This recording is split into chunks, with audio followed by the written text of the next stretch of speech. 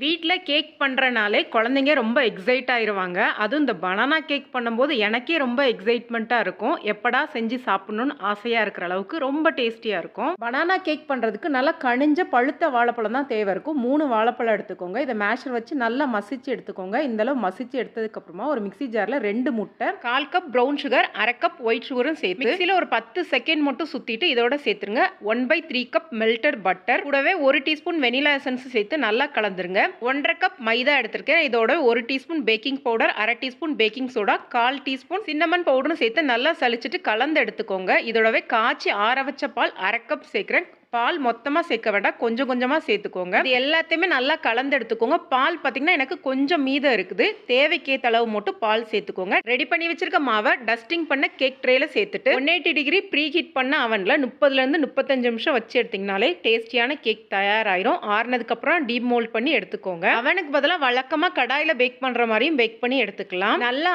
ஆறுனதுக்கு அப்புறமா கட் பண்ணி எடுத்துட்டீங்கன்னா ரொம்ப டேஸ்டியா இருக்கும். கண்டிப்பா ட்ரை பண்ணி பாருங்க. யாருக்கெல்லாம் பனானா கேக் பிடிக்கும்னு கமெண்ட் பண்ணுங்க. வீடியோ பிடிச்சிருந்துச்சுன்னா லைக் பண்ணுங்க, ஷேர் பண்ணுங்க. நன்றி, வணக்கம்.